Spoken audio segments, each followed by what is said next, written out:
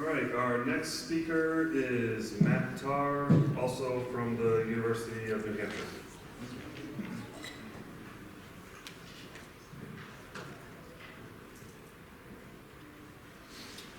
Good morning, I'm Matt Tarr from UNH, and today we'll be chatting about a research project recently completed by one of my master's students, Randy Hsu, who investigated the site-specific and landscape features predicting shrubland bird occurrence in anthropogenic or human-created shrublands. So one of the main reasons that my research team spends a lot of time studying shrublands is because, again, we have about 36 species of shrubland-dependent birds in New England that require shrublands as their primary nesting habitat.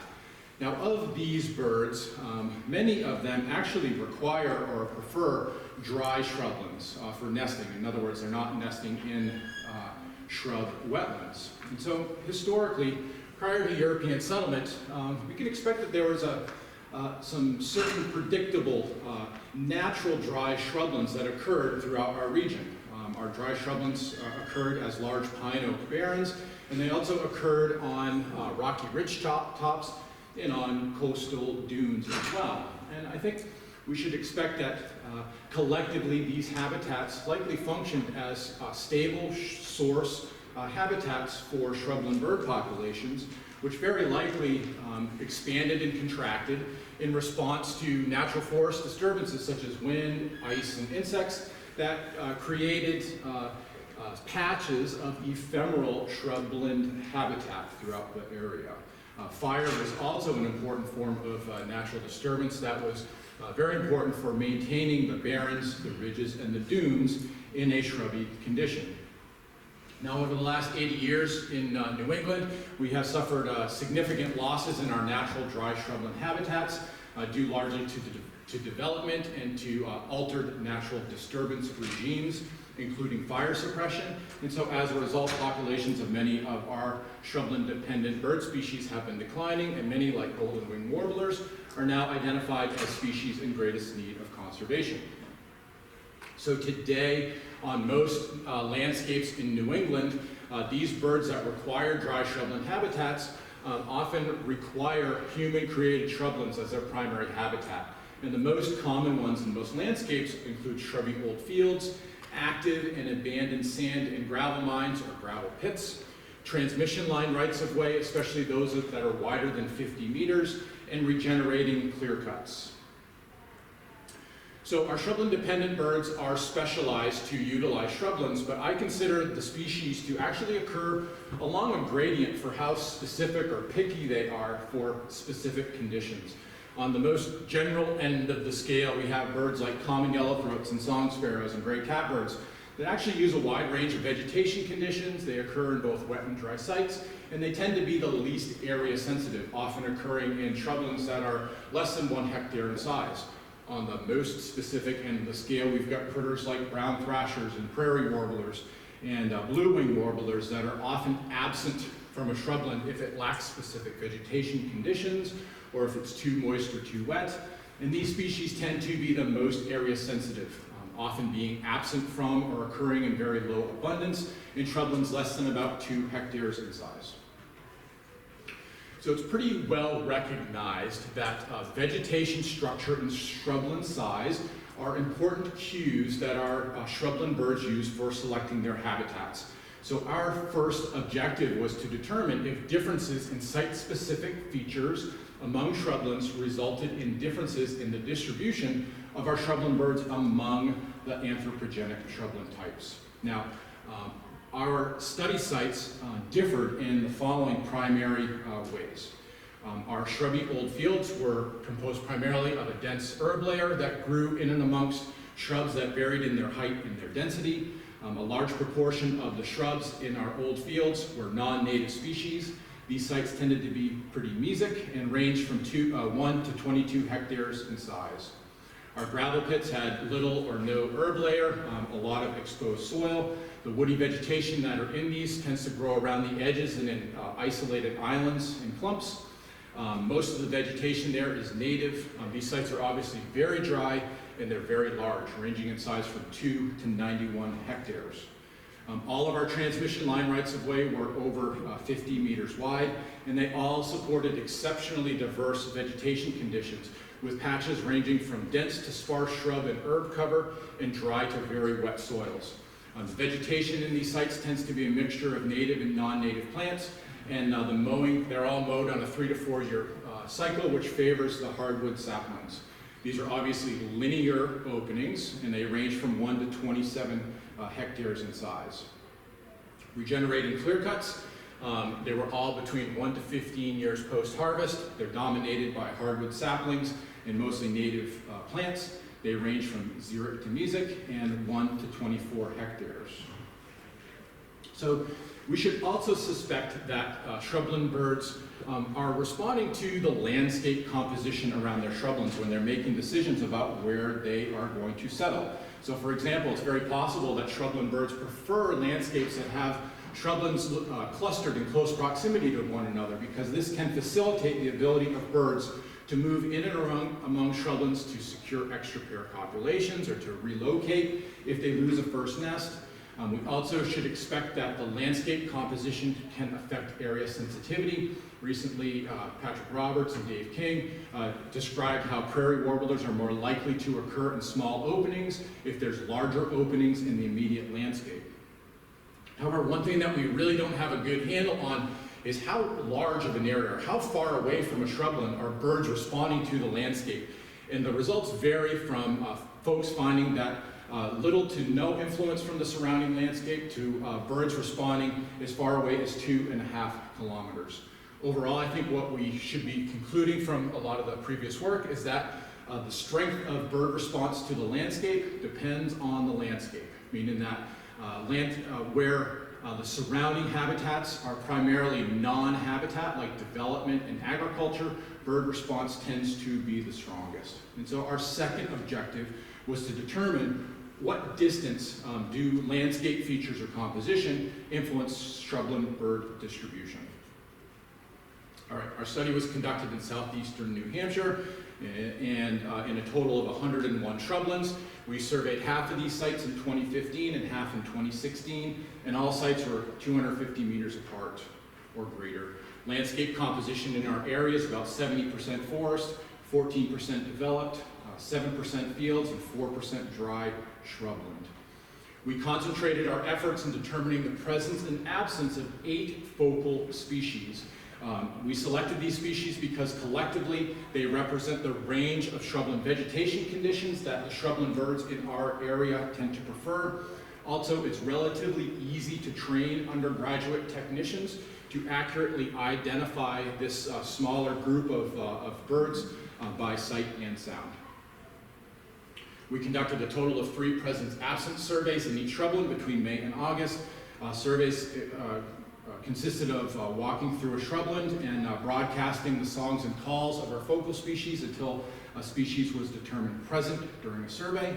We considered species to occur at a site if they occurred during at least one survey, and surveys were conducted at least 2 weeks apart.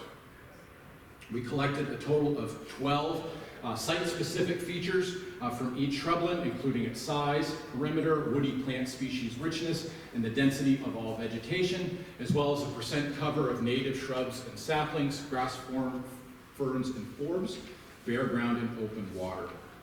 We used ArcGIS to construct 6 landscape buffers around each shrubland, including 50, 250, and 500 meters, and 1, 5, and 10 kilometers. And in each buffer, we use a landfire data set to estimate the proportion of each buffer composed of these 7 habitat types. We used Kruskal-Wallis tests to look for differences in focal species distribution among the shrubland types. And then we modeled bird occurrence in response to site-specific features and landscape features using non-metric to multimetrical scaling and non-parametric multiplicative regression, which simply uses multiplicity of all of the site and landscape variables to find the combinations that best predict bird occurrence. I don't expect you to be able to read this, so I will summarize it for you. We'll first summarize the results of our best fit NPMR models describing bird distribution in response to the variables. The results that are unique to our study is that models for every one of our species included both site-specific and landscape features. Also, our birds were responding to the landscape at all scales, from 50 to 10 kilometers away. Results of ours that were similar to other studies that have come before us is that many species are responding to the landscape composition at multiple distances, such that it's not uncommon for habitats that are important nearby to be different than habitats that are further away. Also, bird response to the variables is species specific, and it's not uncommon for a variable that is positively associated with one species to be negatively associated with others. So, in other words, one size does not fit all. This figure shows the proportion of each of the best fit models that were composed either by site-specific features in orange or landscape features in blue. And what we can see is that for most birds, it was the landscape variables that accounted for a large proportion of the variables that best predicted bird occurrence. And what we found is when we looked at those site-specific features, it was the proportion of shrubland, the proportion of field and pasture, and proportion of development that counted for about 55% of the landscape features in these models. This figure shows the patterns for how the focal species responded to shrubland, field and pasture in development. Here, the length of the bar indicates the strength of the response. Bars that are below the zero line are negatively associated, bars above are positively. All of our shrubland bird species responded positively to the proportion of shrubland in the landscape, and the strongest response occurred around 500 meters. Most of our birds responded negatively to the proportion of field and pasture, except for blue-winged warblers and chestnut-sided warblers. And this strong response from blue-winged warblers actually wasn't that surprising, because as we'll see, blue-winged warblers occurred most frequently in shrubby old fields.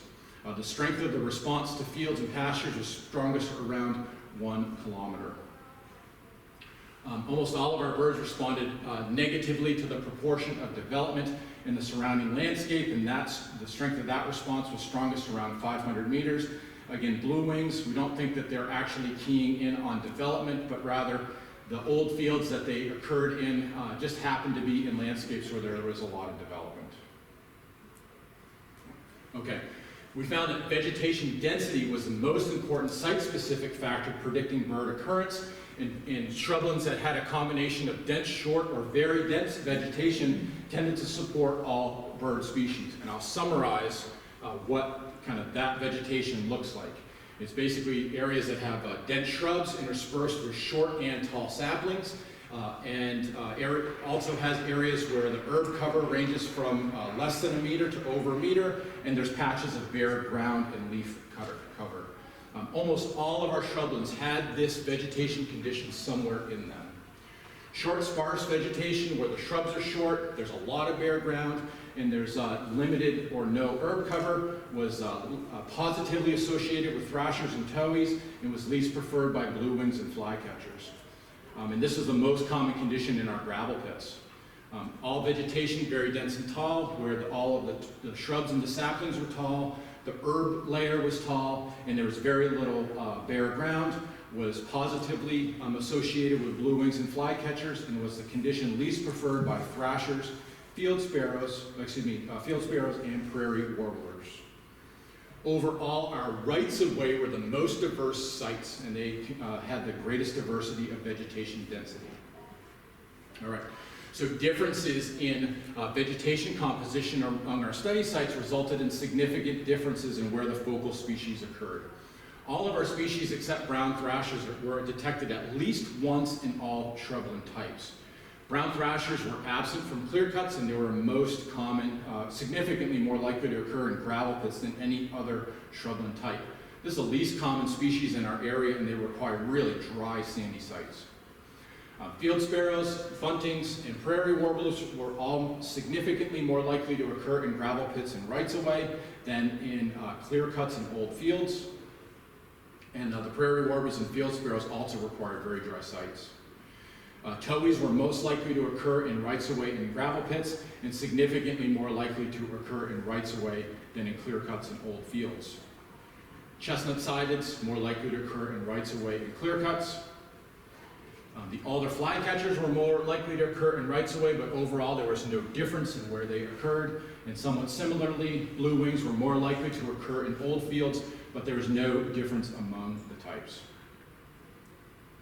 Overall, our shrubland birds responded positively to increases in shrubland size. However, blue wings were weakly negatively associated with shrubland size, and our chestnut-sideds were least likely to occur in shrublands greater than 7.8 hectares. These relationships that were negative to shrubland size, we don't think that this is because these birds don't like big shrublands, but simply because our largest sites were gravel pits, which didn't include the microhabitat characteristics that these species needed. Okay, so I'm gonna just summarize our results. Overall, as a group, our shrubland birds were more likely to occur in shrublands if the surrounding landscape was composed by a greater proportion of shrublands than of fields and development. Our birds were more likely to occur in shrublands greater than 2 hectares in size, and they were most likely to occur if the dominant vegetation condition was a mixture of dense shrubs, short and tall saplings with some patches of bare ground, and some patches of herb cover that ranged from less than to up to 1 meter tall.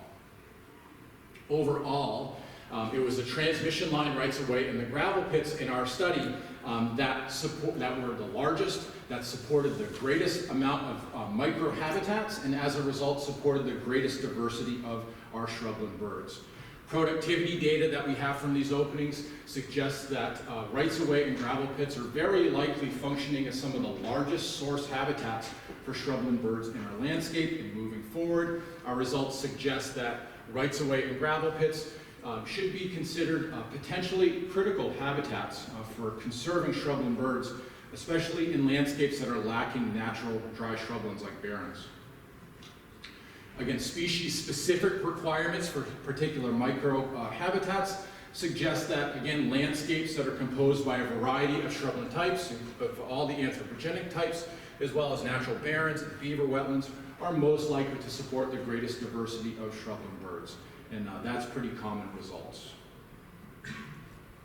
One thing that we need moving forward is better movement data, to better information with regards to how far over the landscape are birds actually operating. So we weren't surprised to find that our birds were responding to the landscape out to 10 kilometers.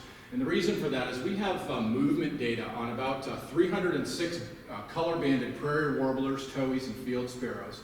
And of individual birds that use more than one shrubland within a nesting season, the average distance those birds move between shrublands is 6.7 kilometers. And we have data from a handful of individuals that are moving as much as almost 30 kilometers between shrublands within the nesting season.